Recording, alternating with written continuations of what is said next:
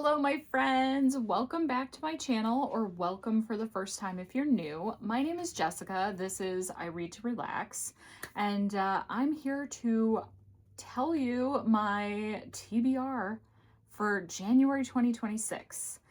I can't believe we're starting a new year. You have a few things already set on my TBR, but then we're going to use my trusty TBR jar to help pick the remaining books, and we will get going on 2026. Let me tell you what I've already selected. So one of my previous videos that I shared this month was my 26 in 2026 list. And I built that out in a couple of different ways. And one of the things I wanted to have on there was a couple of nonfiction titles. I'm actually a really terrible nonfiction reader, but I have some titles that I really think, like, if I can commit to reading them, they will do me good.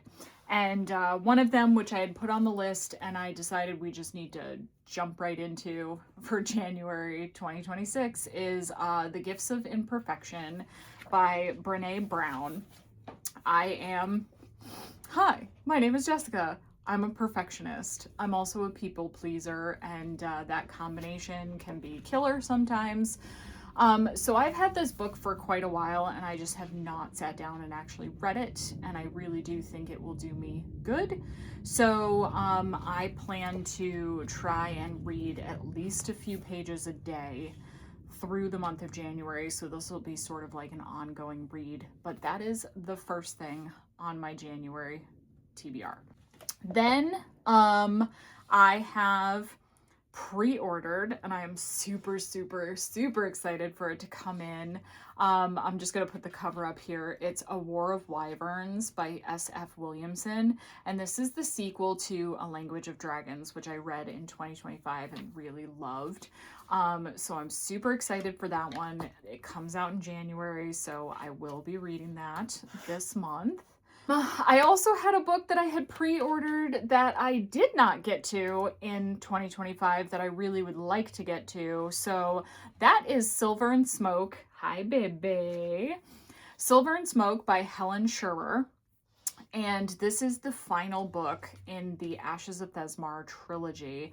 And I am a huge stan of the Thesmar books, both the first series, The Legends of Thesmar, and the new trilogy.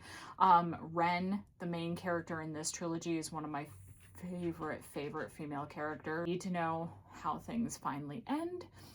And like I said, I just didn't have time. I just didn't have time to get to it this month, so I really want to read that one in January. And then another ebook that I really just keep hearing about, and the FOMO is killing me, is The Raven Scholar.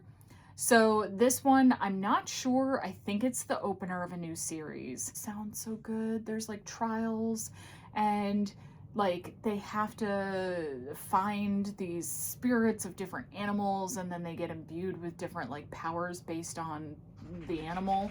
I'm butchering that, but I really want to read that one. And then the last one that I pre-selected is an audiobook. So I've been dying to listen to Blood Over Brighthaven, and this one I believe is a standalone. But it's supposed to have a phenomenal magic system, and so I'm really excited to listen to that one. Those are all the books that I pre-selected. And since that already gives me 5, I am trying to sort of give myself a little bit of grace in being able to mood read a little bit in 2026 as well. So I think I'm going to pick 4 TBR jar prompts, and we will pick off of my new TBR shelf.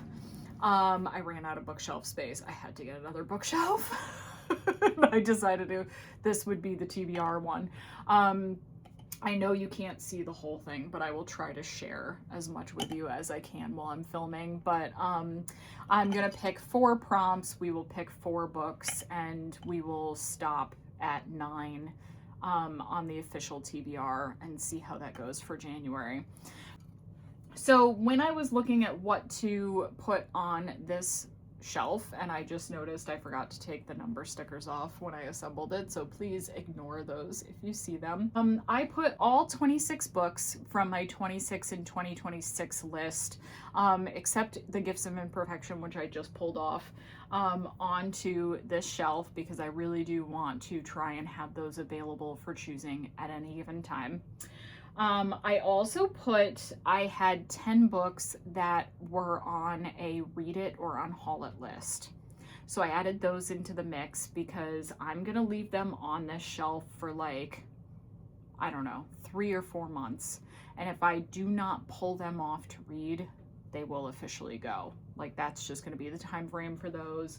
And then I looked at some of the series that I had on the shelf and picks that would either finish a series or take me into the next part of the series because I want to prioritize sort of like continuing series this year. And then I just filled in some things that I really was sort of like in the mood for. So we've got a really decent mix of types of books up here. We're just gonna see where our prompts take us, and we will start picking. All right, so we've got one here. Let's see what this says. It says, a book that matches the vibe of the season. So unfortunately, we are in my least favorite season. It is winter. If it was still December, I could have done like a nice holiday one too, but that's okay. We're just gonna go with something that feels like winter. So let's see what's on here that gives me sort of like cold vibes. I do have Winter Spell by Claire Legrand, which would be a reread. This was one of my all-time favorite books years ago. It is actually a Nutcracker retelling, but it's like a steampunk fairy tale Nutcracker retelling. And I also gave myself a goal in 2026 to do a couple of rereads because I don't generally let myself reread. So this might be a really good choice.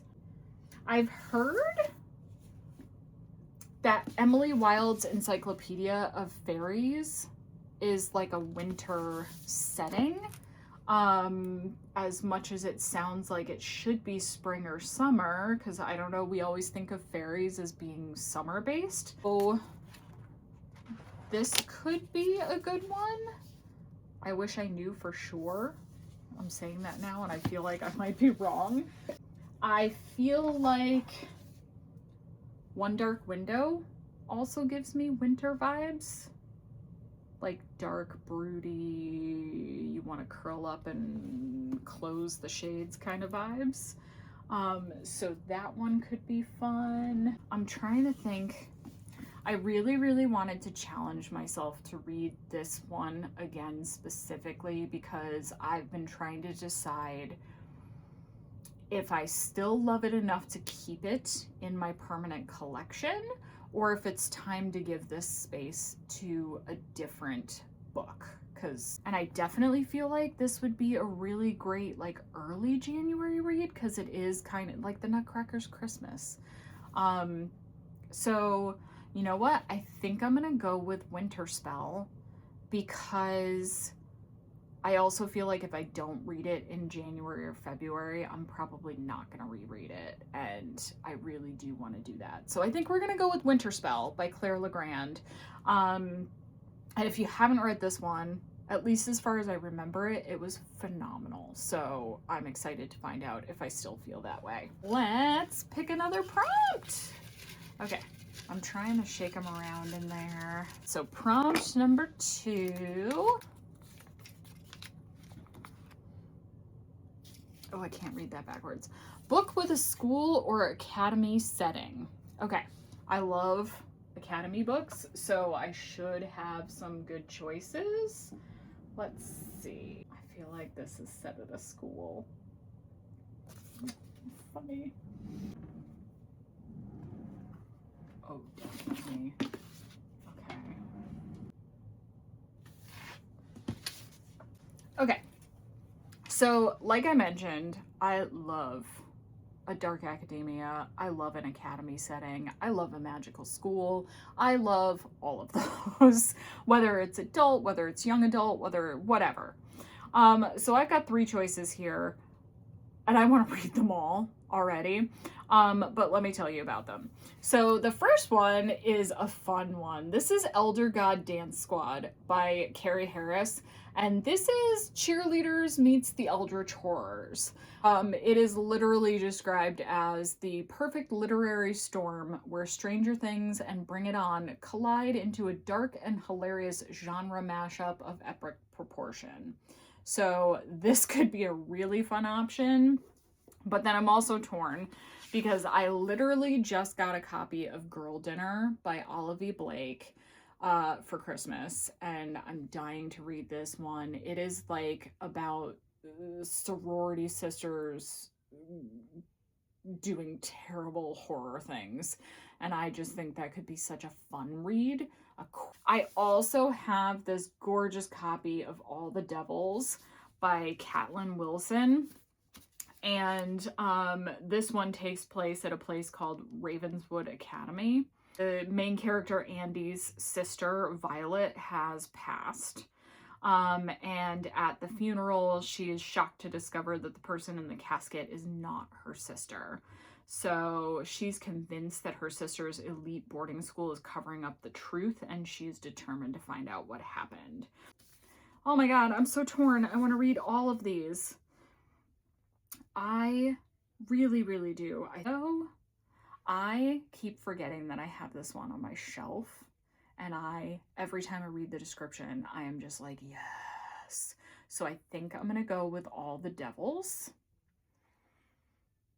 And we're gonna remember that we want to read these. So we're gonna choose All the Devils by Caitlin Wilson, and we're gonna find out what the hey is happening at Ravenswood Academy.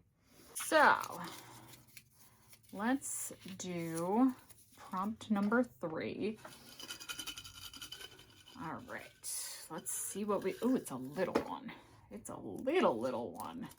Oh my god, the print is tiny. I have old eyeballs. It's getting hard. All right, this one says a book that takes place in a different country.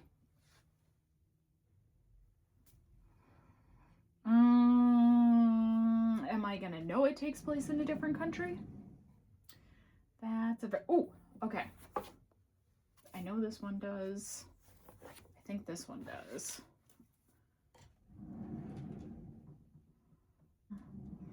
I'm trying not to grab like the fantasy ones and be like, it's a different world, it's a different country. No, we are actually going for like, it takes place in a different country, like in the modern world. All right. So we've got a couple choices here. I think we'll start with this and we will see where we come out. So the first one is a book that I had on my December TBR and I did not have time to get to. And so I kind of want to just pick this one because I want to finish it.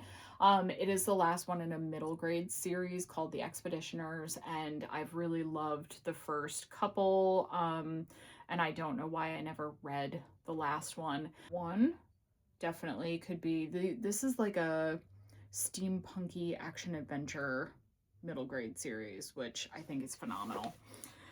We also have Raiders of the Lost Heart by Joe Segura, and this one takes place in, I want to say it's the Amazon rainforest, Aztec, Mexican authorities, so yep, down south. And then I have Where the Library Hides by Isabel Ibanez, which is the sequel to What the River Knows, and this one, I believe, still takes place in historic Egypt. So, we've got Egypt, we've got Mexico, and we've got the Cimmerian Desert, which is a secret desert somewhere. So, like I said, as much as I really want to finish this duology, and I also think this would be such a fun choice, I think I'm going to go with The Expeditioners so that I can officially tick this series off as being fully finished. I also want to give them to my 10-year-old niece because I think she'd really like them. So once I read this one, I can pass it on. All right, this is prompt number 4, and it's going to be our last prompt, our last TBR pick for the month of January. So let's pick a good one. Let's see what we've got. Oops. All right. Dun, dun, dun, dun. Oh, a book everyone has read but you. So let's see. We've got a couple of choices on here, I know. So it's going to be a case of what am I the most likely to actually pick up and read this month. So one right off the bat is Sunrise on the Reaping by Suzanne Collins. But I have not read The Ballad of Songbirds and Snakes yet, so if I pick this one, I basically have to commit to reading both of those, and I don't know if I want to do that in January. I feel like Emily Wilde could be another choice. The Night and the Moth, for sure, could be another choice by Rachel Gillig, which actually same thing with One Dark Window.